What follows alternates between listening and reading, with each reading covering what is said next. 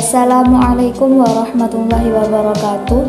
Perkenalkan, nama saya Aisyatul Kameliah dari kampus Institut Agama Islam Syarifuddin Wonorejo, Fakultas Tarbiyah, Prodi PAI, kelas 2D, akan menceritakan tentang Ibnu Sina.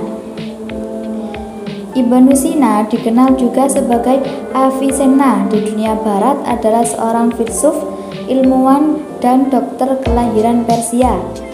Dia juga seorang penulis yang produktif yang sebagian besar karyanya adalah tentang filosofi dan kedokteran.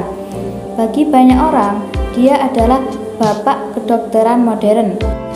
Ibnu Sina bernama lengkap Abu Ali Al-Husain bin Abdullah bin Sina.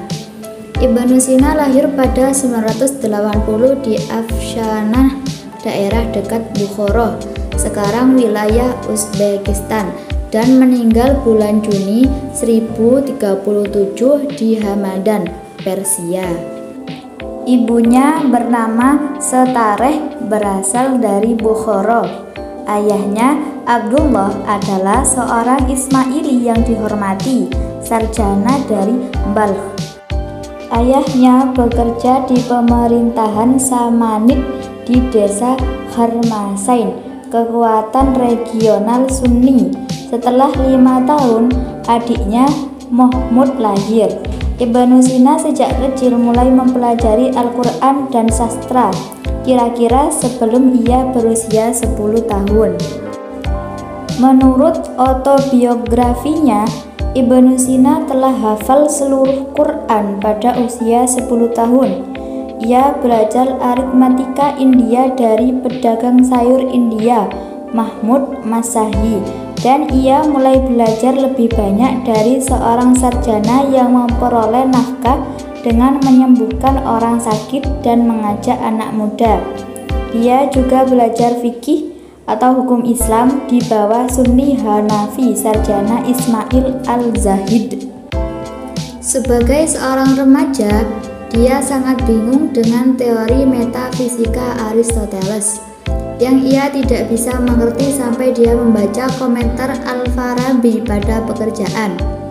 Untuk tahun berikutnya, ia belajar filsafat, di mana ia bertemu lebih besar rintangan. Pada saat-saat seperti ini, dia akan meninggalkan buku-bukunya, melakukan wudhu, kemudian pergi ke masjid dan terus berdoa sampai hidayah menyelesaikan kesulitan-kesulitannya. Dia beralih ke pengobatan di usia 16 dan tidak hanya belajar teori kedokteran, tetapi juga menemukan metode baru pengobatan. Anak muda ini memperoleh status penuh sebagai dokter yang berkualitas pada usia 18 dan menemukan bahwa kedokteran adalah ilmu yang sulit ataupun berduri, seperti matematika dan metafisika. Sehingga saya segera membuat kemajuan besar. Saya menjadi dokter yang sangat baik dan mulai merawat pasien menggunakan obat yang disetujui. Ketenaran Ibnu Sina menyebar dengan cepat dan dia merawat banyak pasien tanpa meminta bayaran. Ketika Ibnu Sina berusia 22 tahun, dia kehilangan ayahnya.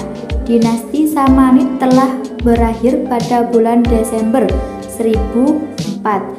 Ibnu Sina kemudian menetap di Rey di sekitar Teheran modern, kota asal Razes. Manamaj Abdullah, putra dari Buwaihi Emir terakhir, adalah penguasa nominal di bawah kabupaten ibunya. Sisa 10 atau 12 tahun hidup Ibnu Sina ini dihabiskan dalam pelayanan kepada Muhammad bin Rustam Dushmanziyah, pemimpin Kakuyid, juga dikenal sebagai Ala al-Daulah, yang ia dampingi sebagai dokter, penasihat sastra, dan ilmiah, bahkan dalam berbagai kampanyenya.